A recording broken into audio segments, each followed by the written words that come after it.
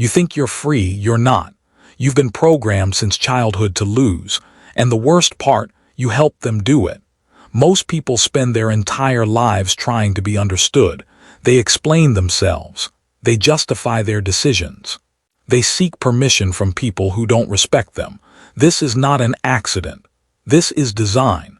You were conditioned to negotiate with the world instead of dominating it. When you were a child, your parents asked you why. Why did you do that? Why did you say that? They trained you to explain yourself. Your teachers demanded justification. Your friends required emotional availability. Society built a leash around your neck called transparency and convinced you it was a virtue. It is not a virtue. It is a control mechanism. Every time you explain yourself, you give away power. Every time you justify your choices to someone who hasn't earned the right to question you, you are teaching them that your decisions require their approval. You are positioning yourself beneath them. You are showing your hand before the cards are dealt. This is why you feel powerless, not because you lack ability, because you lack containment. The powerful do not explain. They do not justify. They do not seek consensus. They act and the world adjusts. When you ask a king why he made a decision, he doesn't answer. He looks at you, and you realize the question itself was inappropriate. You need to understand something fundamental about human psychology. People do not respect what they fully understand. Mystery creates authority. Silence creates weight. The moment you become an open book, you become predictable, and predictability is the death of power. Look at the people who control you. Your boss, your government, the corporations that own your attention. Do they explain themselves? Do they tell you why they really made that decision? Do they let you see the mechanisms behind the curtain? No, they operate in the dark. They move in silence, and you obey without even realizing you're obeying. This is not conspiracy. This is pattern recognition. Power has always operated this way. The Roman emperors, the Renaissance merchants, the modern billionaires. They understand a truth that you were taught to forget. The one who speaks less controls the conversation.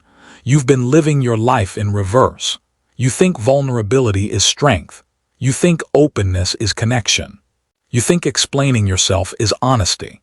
These are lies told to you by people who needed you weak. Vulnerability without power is just exposure. Openness without boundaries is just bleeding. Honesty without strategy is just stupidity. The world is not a therapy session.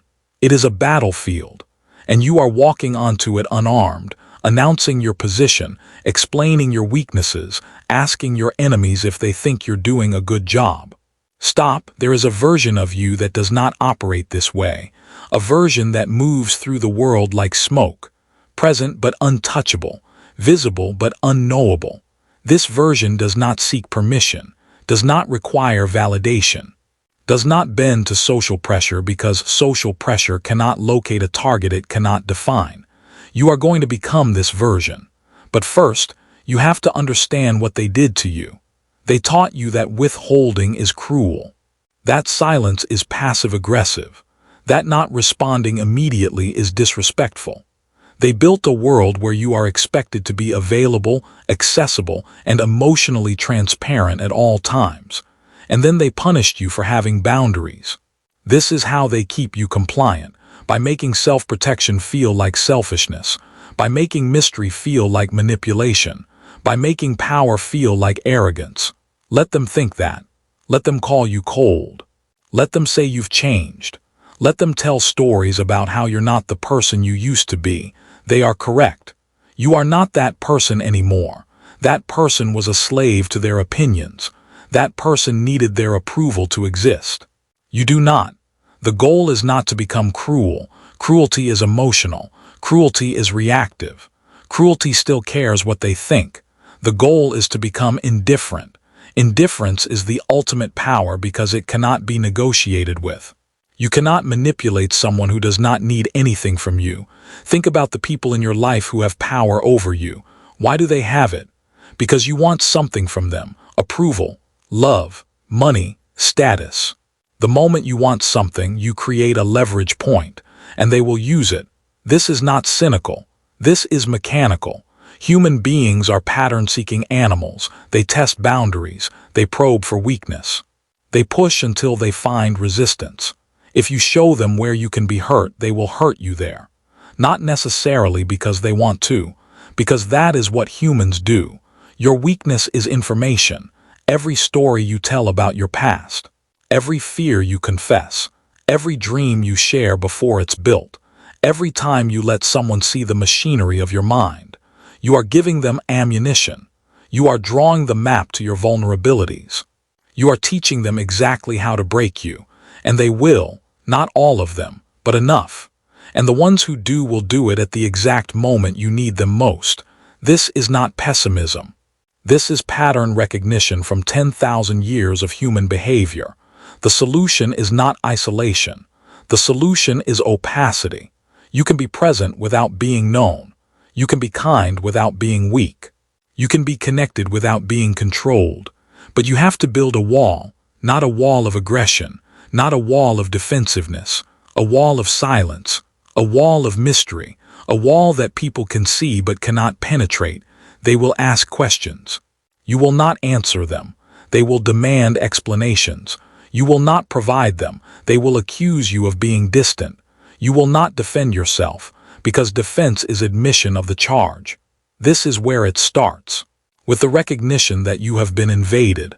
Your mind, your time, your energy, your attention, all of it colonized by people who never earned the right to occupy it. Today, you begin the expulsion. There is a technique they do not teach you. It has no name in popular psychology because popular psychology exists to make you cooperative, not powerful. This technique is called fogging, and it will change everything. Fogging is the art of agreeing without conceding, of acknowledging without accepting, of appearing to engage while giving nothing away. It is the conversational equivalent of smoke. They reach for you and their hand goes through. Someone says, "You're being distant." You say, "I can see why you'd feel that way." Notice what just happened. You did not deny. You did not explain. You did not defend. You acknowledged their perception without accepting their frame. You gave them nothing to push against. They expected resistance. They got missed. This destroys manipulation at its root, because manipulation requires you to react. It requires you to defend yourself. It requires you to prove you're not what they're accusing you of being. The moment you do that, you've lost. You've accepted their authority to judge you. You've positioned yourself beneath their evaluation. Fogging removes you from that game entirely. You never tell me anything anymore. You're right, I've become more private. You are not arguing. You are not explaining why. You are simply stating a fact and offering no justification for it. This is unbearable for people who are used to controlling you through guilt. They need your defense. They need your explanation. They need your emotional reaction. Without it, they have no leverage, and they will escalate. This is important to understand. When fogging works, they will push harder. They will accuse you of not caring, of being cold, of thinking you're better than them. They will try every manipulation tactic they have because you have just removed their primary weapon, your need to be understood. Let them escalate. Watch it happen. Do not react. This is a test. They are testing whether your new boundaries are real or just performance. If you break, if you explain yourself, if you go back to defending your decisions, they will know your transformation was temporary. And they will return to the old patterns. But if you hold, if you remain calm, if you stay in the fog, they will adjust. Not all of them. Some will leave. Good.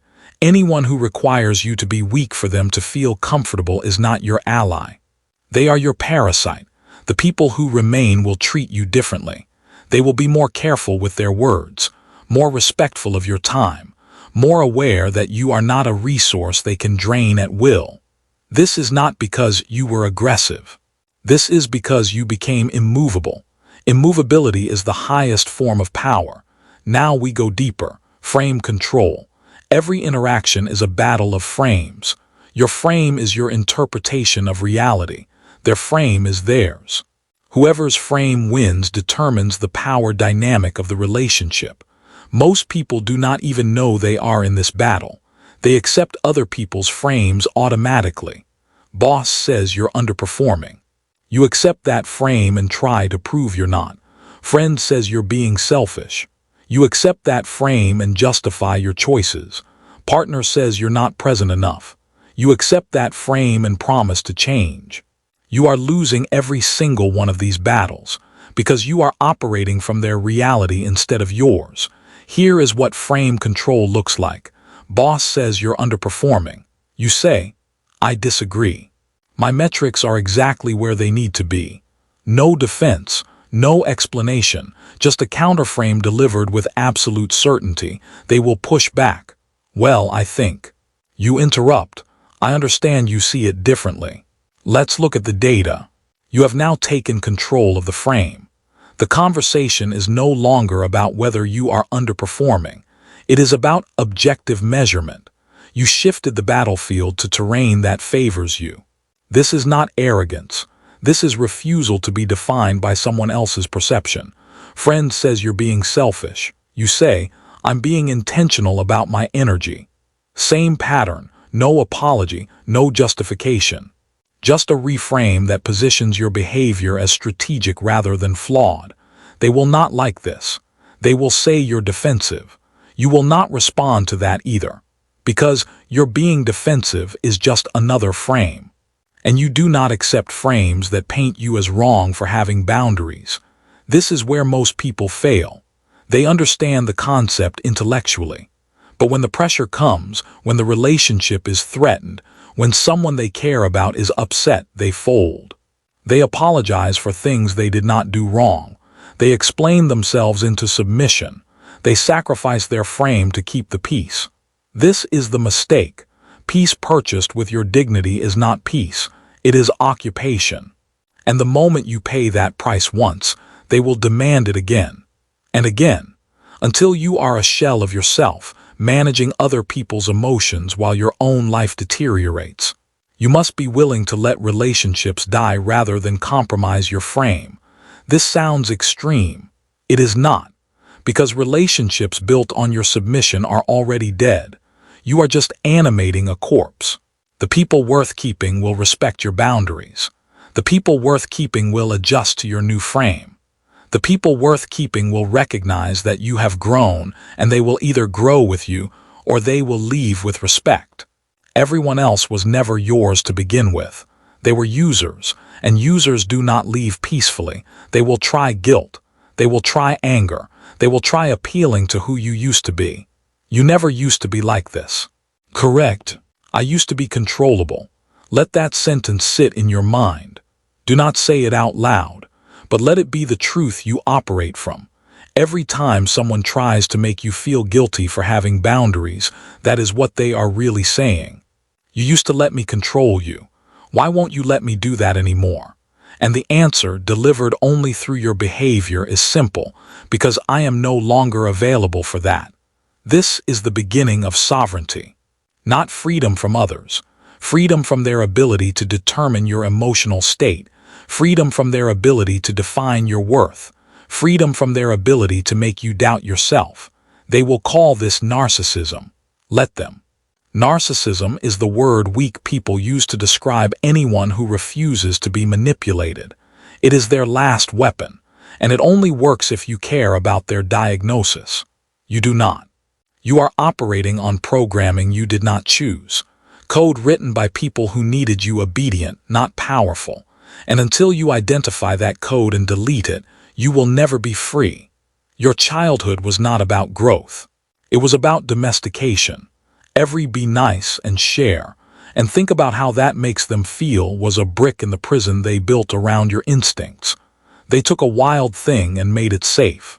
They took a sovereign being and made it compliant. This was necessary for civilization, but civilization is not optimized for your victory. It is optimized for your cooperation. And cooperation requires you to suppress the parts of yourself that do not serve the collective, the aggressive parts, the selfish parts, the parts that say mine and no, and I don't owe you an explanation. These parts were not bad. They were powerful, and power in the hands of children is chaos. So they conditioned it out of you. They rewarded you when you shared your toys, punished you when you kept them, rewarded you when you played nice, punished you when you defended your boundaries, rewarded you when you considered other people's feelings before your own, punished you when you prioritized yourself. And now you are an adult, and the conditioning remains. You still seek approval from authority figures who have no real authority over you. You still feel guilty when you say no. You still believe that your needs are less important than other people's comfort. This is the wound, and it is bleeding you dry. You need to understand something about guilt. Guilt is not a moral compass. Guilt is a social control mechanism. It exists to make you compliant with group norms. And while some guilt is useful, most of what you feel is weaponized conditioning from people who benefited from your submission. When you feel guilty for saying no to someone, that is not your conscience. That is their voice in your head. When you feel selfish for prioritizing your goals over someone else's emergency, that is not morality. That is programming. When you feel like you have to explain yourself to people who have not earned the right to question you, that is not respect. That is domestication, and it needs to die. This is not a metaphor. The version of you that needs everyone to like you must die. The version of you that apologizes for taking up space must die. The version of you that manages other people's emotions at the expense of your own must die. These versions are not you. They are adaptations you created to survive an environment that no longer exists. You are not a child anymore. You do not need permission. You do not need approval. You do not need to be liked by people who contribute nothing to your life. But that child inside you is still looking for mom's smile, still looking for dad's nod, still looking for the teacher's gold star. And that child is destroying your adult life. Because here is what happens. You are in a meeting. Someone challenges your idea, and instead of defending it with calm authority, you feel that childhood panic. The panic of being wrong in front of the class. The panic of disappointing the authority figure. So you backpedal. You soften your position. You agree to things you do not actually agree with. And you walk out of that meeting hating yourself. This is the child controlling the adult. Or you are in a relationship. Your partner is upset about something. And instead of maintaining your frame, instead of calmly addressing the issue, you feel that childhood terror. The terror of making mom angry. The terror of losing love because you were bad. So you apologize for things that are not your fault. You promise to change things you should not change.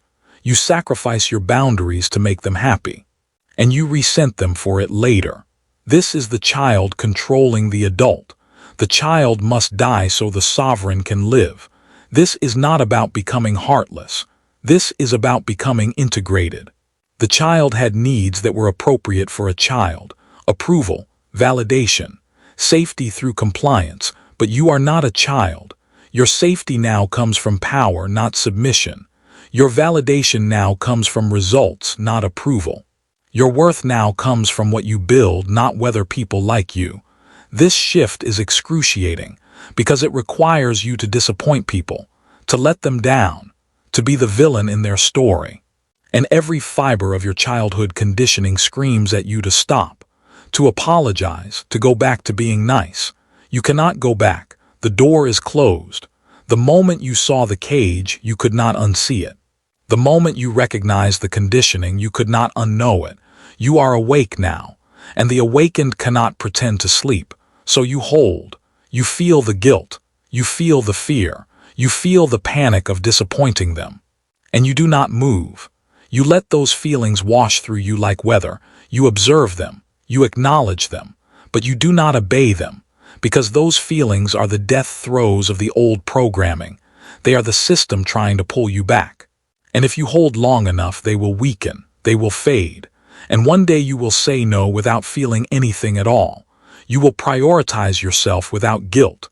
You will disappoint someone and sleep soundly that night. That is freedom. Not the absence of feelings, the absence of their control over you. But you have to kill the child first. You have to look at that version of yourself, the one that needed everyone to like them, and you have to say, "You served me well. You kept me safe in an environment where I had no power, but I have power now, and you are no longer useful. Thank you, goodbye. And then you burn it. You burn the need for approval. You burn the fear of disappointing people. You burn the belief that your worth comes from external validation. You watch it all turn to ash, and from those ashes something else rises, something cold, something sovereign, something that looks at the world not as a child seeking safety, but as a king surveying his domain. This version does not ask permission, does not seek consensus, does not explain itself to people who have not earned the explanation. This version simply decides and moves, and the world adjusts or it does not. Either way, the king does not break his stride. You are becoming this. But the child is fighting. It is terrified, because to the child, independence is death. To the child, disapproval is annihilation. To the child, being alone is the worst possible fate. The child is wrong. Independence is power. Disapproval from the unworthy is validation. Being alone is the only way to hear your own voice clearly enough to know what you actually want. The child must die. Today. Now. This is not negotiable. You cannot build a kingdom on foundations of compliance. The most dangerous weapon you possess is not your fists, not your words, not your intelligence. It is your ability to do nothing, to say nothing, to react to nothing. This is violence in its purest form, controlled, precise, invisible. When someone insults you and you do not flinch, you have inflicted psychological damage they will feel for days. When someone tries to provoke you and you remain unmoved, you have demonstrated a level of control they cannot comprehend. When someone expects your reaction and receives only silence, you have created a void that will haunt them. This is the violence of restraint, and it is more powerful than any aggressive response you could manufacture. Most men are chaos. Their emotions leak everywhere. Someone disrespects them, they explode. Someone challenges them, they defend. Someone questions them, they explain. They are predictable, and predictability is weakness. You are going to become unpredictable through absolute consistency. This sounds contradictory. It is not. You are going to be consistently non-reactive, consistently calm, consistently unmoved by the theatrical displays of emotional children, pretending to be adults. This consistency in non-reaction creates unpredictability because people cannot calibrate their manipulation tactics against someone who gives them nothing to work with. They insult you, nothing, they compliment you, nothing, they try to make you jealous, nothing, they try to make you guilty, nothing, you are a wall of neutrality, and walls do not negotiate. This breaks people. Because human beings are wired for reciprocity. They give emotion, they expect emotion back. When you do not provide it, they malfunction, they escalate, they try harder, they expose themselves. And you learn everything about them while revealing nothing about yourself. This is information asymmetry, and information asymmetry is power. But you have to understand what you are really doing here. You are not suppressing emotion. Suppression is pressure building. Suppression explodes eventually. You are transmuting emotion. You are taking the energy they are trying to provoke in you and converting it into observation, into analysis, into strategic advantage. Someone cuts you off in traffic. The average man feels rage, honks, yells, raises his blood pressure, ruins his next 20 minutes. You feel the initial spark of anger, and then you watch it. You observe it like a scientist observing a chemical reaction. Interesting. My body wants to respond with aggression. Why? Because it perceives a threat to my status, but there is no actual threat. Just a stranger I will never see again making a mistake. The anger is useless. You let it dissolve. You continue driving. Your nervous system remains calm. You have won a battle most men do not even know they are fighting. This is the practice. Every provocation is a test. Every insult is an opportunity. Every attempt to destabilize you is a chance to prove to yourself that you cannot be moved. And each time you pass this test, you become more dangerous. Because here is what happens when you master non-reaction. People start testing themselves against you. They say things to see if you will break. You do not. They try harder. You do not. They eventually give up or they explode. Either way, you have won, and they know it, and they resent it, and they fear it. This is the goal, not to be liked, to be feared in the specific way that comes from unshakable self-control. They fear that they cannot affect you. They fear that their tactics do not work on you. They fear that you see through them. And that fear creates respect, not the respect of affection, the respect of recognition. They recognize you as something different, something that does not play by the rules they use to control everyone else. You have removed yourself from the game they are playing. And this is unbearable for them, because the game only works if everyone plays. The moment you stop playing, you expose the game as optional. And if it is optional, they have to confront the possibility that they are choosing to be manipulated, that they are choosing to be controlled by their emotions, that they are choosing to be slaves to their impulses. Your presence becomes a mirror, and they hate what they see in it. Let them hate it. Their hatred is proof of your progress. If they were comfortable around you, you would still be one of them. If they still felt like they could manipulate you, you would still be weak. The fact that you make them uncomfortable is evidence that you have changed at a level they can sense but cannot articulate. Now we add the next layer. Strategic emotion. You are not becoming emotionless. You are becoming selectively emotional. There is a difference. Emotionless is robotic. Selectively emotional is strategic. You show emotion when it serves you. You show anger when establishing a boundary that has been violated too many times. You show warmth when building alliance with someone worthy. You show sadness when it creates necessary vulnerability in a relationship that can handle it. But you do not leak emotion. You do not have emotional incontinence. You do not vomit your feelings onto anyone who happens to be nearby. Your emotions are weapons, and you do not hand weapons to your enemies. This requires you to develop what I call emotional sovereignty. Your emotional state is your territory, and you are the only one who gets to decide what happens there. Someone tries to make you angry. They are attempting an invasion. You repel it. Someone tries to make you feel guilty. Invasion. Repelled. Someone tries to make you anxious about their crisis. Invasion. Repelled. This is not cold. This is sovereign. A king does not let peasants storm the castle just because they are upset. A king has gates, guards, protocols. You are building those same structures around your emotional state. And the people who hate this are the people who need access to your emotions to control you. Your mother who uses guilt. Your partner who uses tears. Your friend who uses anger. They do not have logical arguments. They do not have valid points. They have emotional manipulation. And the moment you become immune to it, they lose all power over you. This is why they will call you cold, why they will say you have changed, why they will accuse you of not caring. They are correct. You do not care about their attempts to manipulate you. You care about them, but you do not care about their tactics. And they cannot tell the difference because to them, love means susceptibility to manipulation. You are teaching them a new language, the language of respect without manipulation, the language of care without control. Some will learn. Most will not. The ones who do not will leave, and you will let them, because sovereignty is not negotiable. The violence of restraint is this.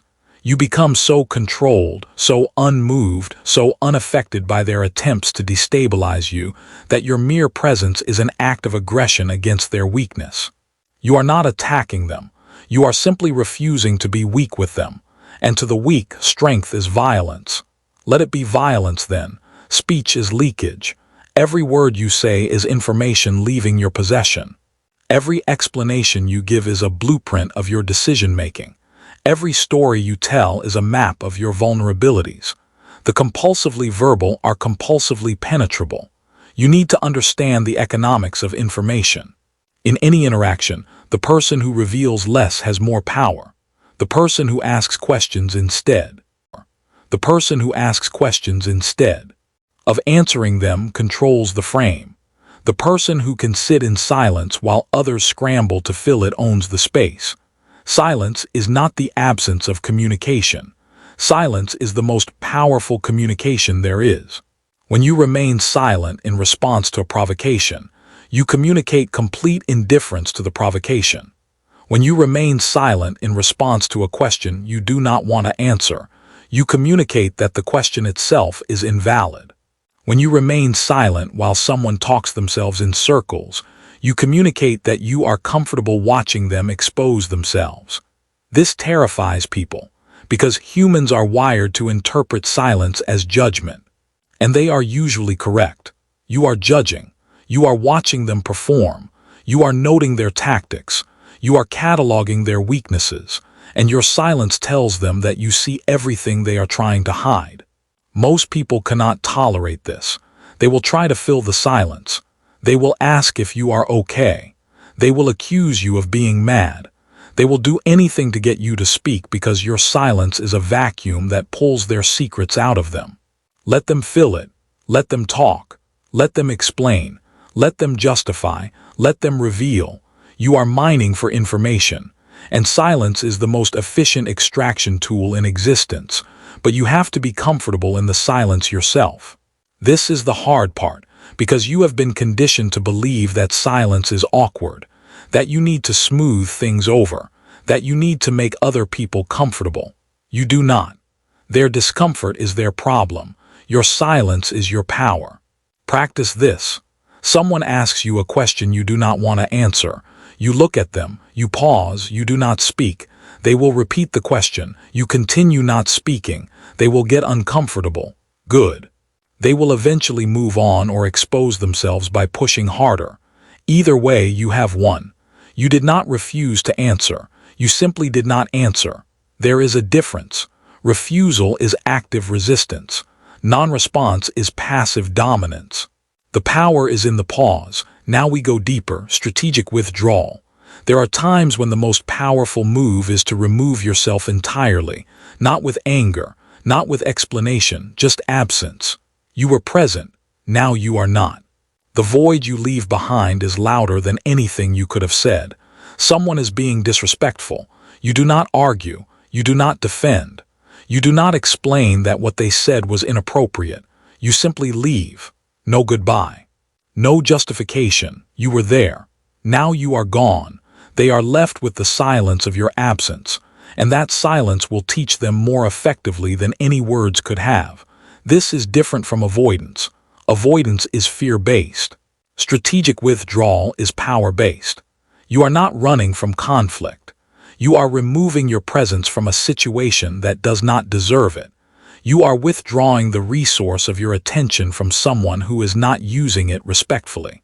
And they will feel it. They will reach out. They will ask what is wrong. They will try to pull you back into engagement. You remain silent, or you respond with fog.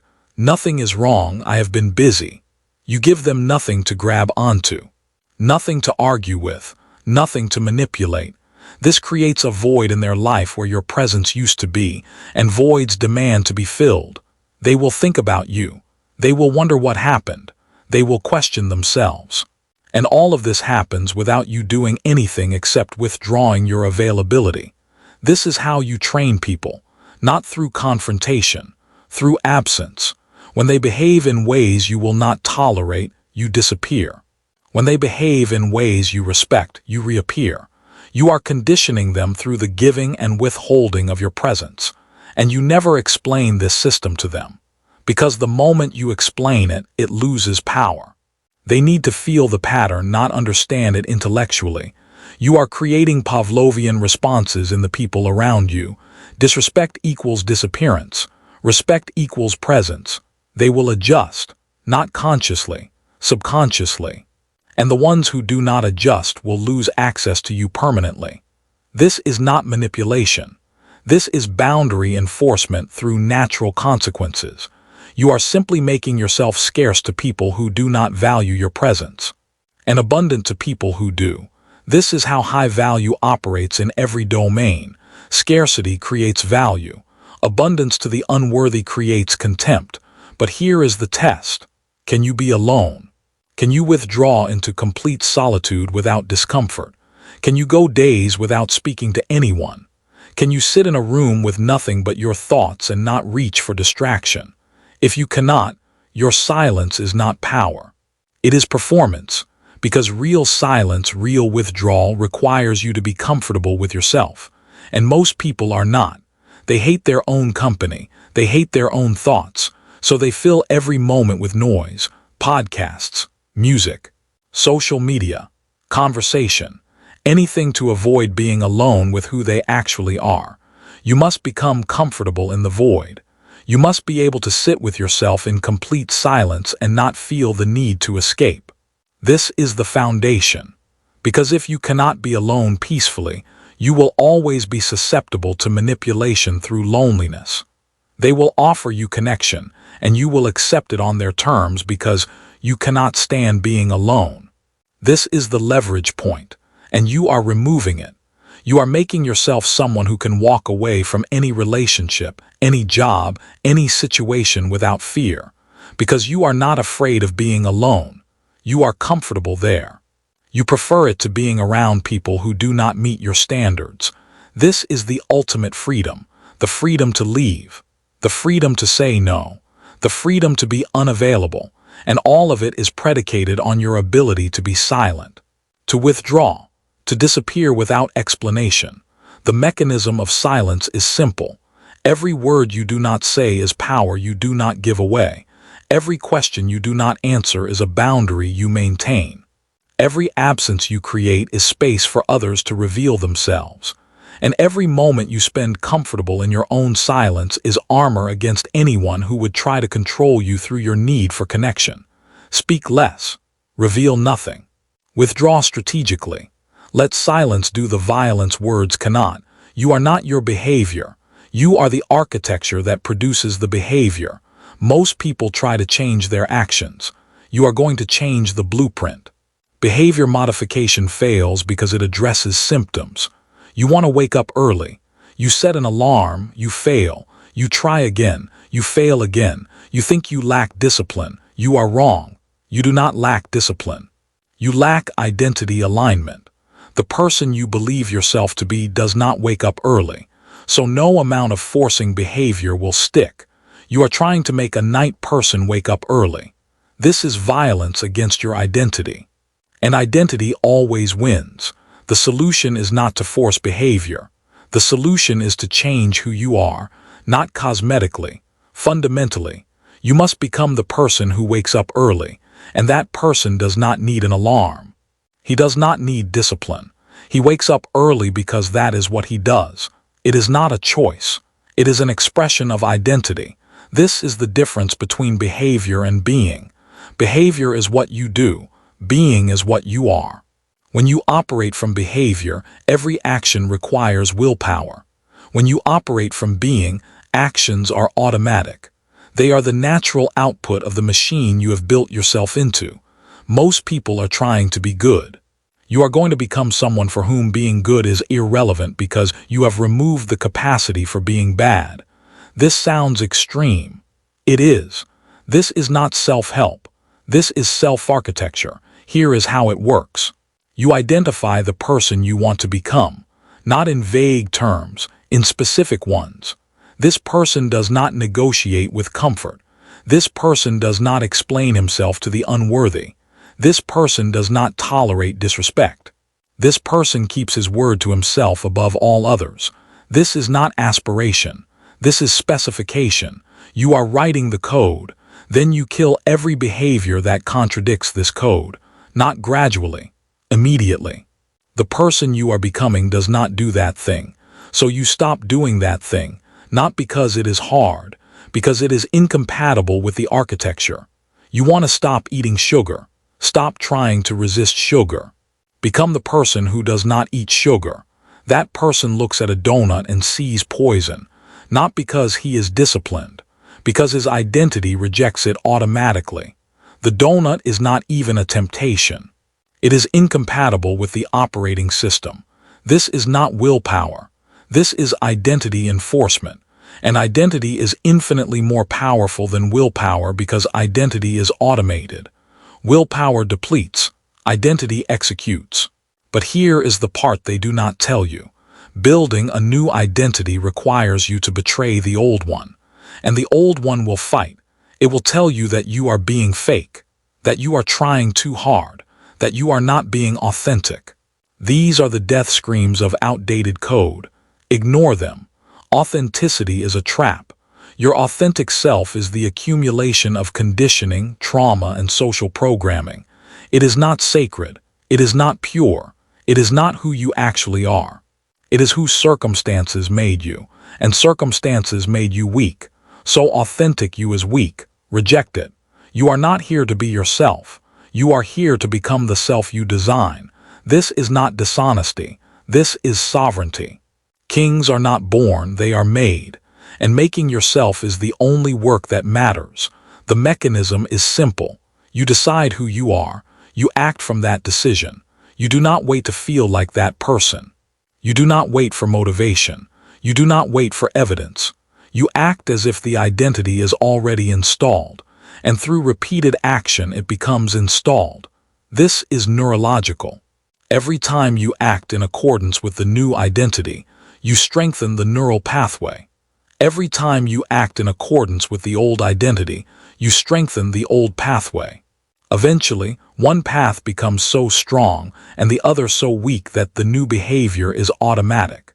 You have successfully rewritten yourself. But most people fail here because they try to change too much at once. They want to become a completely different person overnight. This does not work because identity shifts require consistency, and consistency requires focus. And focus is impossible across 20 different changes. You pick one. One identity shift. One behavior that the new you does automatically that the old you struggled with. You install that. You execute it daily until it is no longer a decision. It is just what you do. Then you add the next one. This is how you build a new architecture, one protocol at a time. The compounding effect is terrifying. 6 months of one new automated behavior, 12 months of 2, 18 months of 3. You become unrecognizable. Not because you tried hard, because you rebuilt the machine. And here is what happens. People who knew the old you will reject the new you. They will say you have changed. They are correct. They will say you are not yourself anymore. They are correct. They will try to pull you back to who you were. They will fail because you are not performing. You are not trying to be different. You are different. The architecture has changed, and architecture does not negotiate with nostalgia. Let them mourn the old you. Let them be uncomfortable with the new you. Their discomfort is proof that the transformation is real. If they were comfortable, you would still be the person who made them comfortable. And that person was weak. And weakness serves no one. The final piece. You must protect the new architecture from contamination. This means you remove yourself from environments that reinforce the old identity. You cannot become disciplined while surrounded by chaos. You cannot become sovereign while surrounded by manipulators. You cannot become powerful while surrounded by energy vampires. Your environment is code injection. It writes itself into your identity whether you consent or not. So you control the environment. You curate it ruthlessly. You remove people, places, and patterns that conflict with the architecture you are building. This is not isolation. This is curation. You are not avoiding the world. You are selecting which parts of the world get access to you, and that selection is based on one criterion. Does this support the person I am becoming, or does it support the person I am leaving behind? Everything that supports the old identity is removed. Everything that supports the new identity is amplified. This is how you create an environment that makes the new identity inevitable instead of difficult. Identity architecture is this. You decide who you are. You act from that decision daily. You automate the behaviors through repetition. You protect the new identity from old patterns. And you become someone who does not need discipline because discipline is built into the operating system. You are not trying to be better. You are replacing the machine. You are almost ready. But first you need to understand what you are becoming. and what you are leaving behind. There are two types of people in this world, predators and prey. This is not metaphor, this is mechanism. And the difference is not intelligence, not wealth, not status. The difference is internal architecture. Predators operate from power, prey operate from fear. Prey asks permission, predator takes what is his. Prey explains, predator states. Prey seeks approval, predator seeks results. Prey needs connection, predator values respect. Prey is controlled by emotion. Predator uses emotion. Prey hopes, predator executes. You have been prey. This is not an insult. This is a diagnosis. You were conditioned to be prey, taught to be agreeable, taught to share, taught to consider everyone else's feelings before your own. This is not your fault, but it is your responsibility to change it. The transition from prey to predator is not comfortable. Prey animals do not become predators through gentle evolution. They die and something else is born. This is what is happening to you. The prey version is dying, and you are the one killing it. This is necessary. This is non-negotiable. This is the price of power. But understand what you are paying. You are paying in relationships that cannot survive your transformation. You are paying in comfort that will evaporate as you enter arenas you previously avoided. You are paying in the warm feeling of being liked by people who will no longer like you because you no longer make yourself small for their convenience. Most people are not willing to pay this price. They get to this point and they turn back. They return to being prey. They tell themselves that power is not worth it. That connection is more important. That being kind is better than being strong. These are lies they tell themselves to avoid the difficulty of transformation. Because here is the truth they cannot face. Kindness from a position of weakness is not kindness. It is appeasement. Connection based on your submission is not connection. It is exploitation. Being liked by people who need you weak is not being liked. It is being used. Real kindness comes from power. Real connection comes from sovereignty. Real respect comes from strength. Everything else is negotiation with your captors. You are being selected right now. Not by me, by yourself. Every moment you spend reading this instead of scrolling is a selection. Every moment you feel the discomfort of these words and continue anyway is a selection. Every moment you recognize yourself in the weakness I describe and decide to change it is a selection. The 1% is not a club you apply to. It is a condition you achieve by eliminating everything in you that belongs to the 99%. And that elimination is painful. It is lonely. It is cold. But it is freedom. Freedom is not doing whatever you want. Children do whatever they want.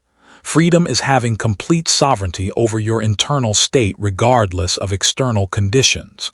Freedom is being unaffected by circumstances that destroy other men. Freedom is the ability to walk away from anything that does not serve you without fear or guilt. This is what you are building, not success, not wealth, not status. Those are outcomes. You are building the machine that produces those outcomes automatically because it cannot produce anything else. You are building an architecture of power that generates results the way a tree generates fruit. Effortlessly. Inevitably, seasonally, but the fruit is not the point. The tree is the point. You are becoming the tree, and trees do not negotiate with the weather. They do not explain themselves to smaller plants. They do not seek approval from the forest. They grow, they take space. They block out light for everything beneath them. This is not cruelty. This is nature. You are returning to your nature, the nature that was conditioned out of you, the nature that makes you dangerous, the nature that makes you free. And everyone who benefited from your domestication will resist this return. They will call it arrogance, narcissism, toxicity, cold, heartless, selfish. Let them. Their vocabulary of shame has no power over someone who is no longer ashamed of power. The selection is complete. You have been chosen by your willingness to continue reading something that makes you uncomfortable. You have been chosen by your recognition that you are currently operating below your capacity. You have been chosen by your desire to become something that scares you a little bit. Now you have to choose yourself. Daily. Hourly. In every moment of weakness. In every temptation to return to comfort. In every situation where the old you would have folded. This is not a one-time decision. This is a perpetual war. And you are fighting an enemy that knows all your weaknesses because it is made of all your weaknesses. The enemy is every impulse toward comfort, every desire for approval, every need to be understood, every fear of being alone, every part of you that wants to go back to being prey because being prey is easier.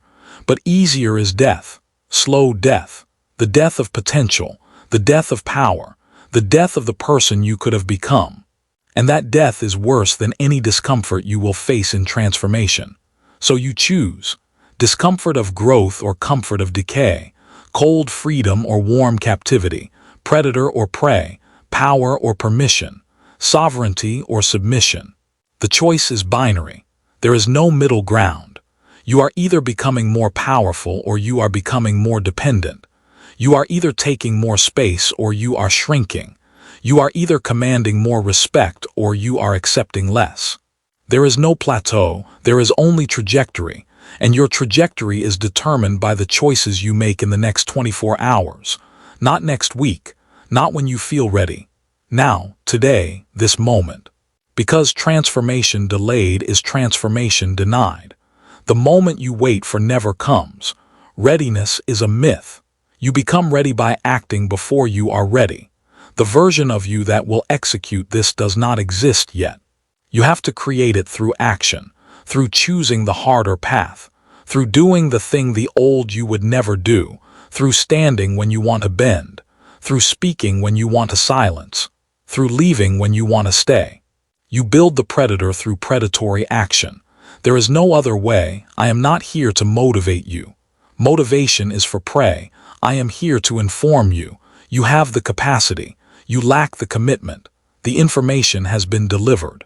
The architecture has been explained. The path has been shown. What you do with it is the test. Most will do nothing. They will consume this information like entertainment. They will nod along.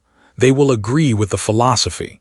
And they will return to being exactly who they were before they started reading. They will remain prey. And prey gets eaten. Always. A few will act. They will recognize themselves in the mirror I have held up. They will feel the disgust of their. They will feel the disgust of their current state, and they will use that disgust as fuel. They will implement one thing, then another, and 6 months from now they will be unrecognizable. 1 year from now they will be untouchable. Which one are you? The answer is not in what you say. It is in what you do in the next hour, in the next day, in the next week. Your behavior is your answer, and your behavior has been prey behavior, so the question is not who you are. The question is who you are becoming. If you are becoming predator, you know what to do. You have known this entire time. You do not need another video, another book, another guru. You need to execute what you already know. And you need to execute it alone, in the dark, with no one watching, no one validating, no one cheering you on, just you and the work, just you and the transformation, just you and the death of who you used to be. Go. The path is cold, the path is yours.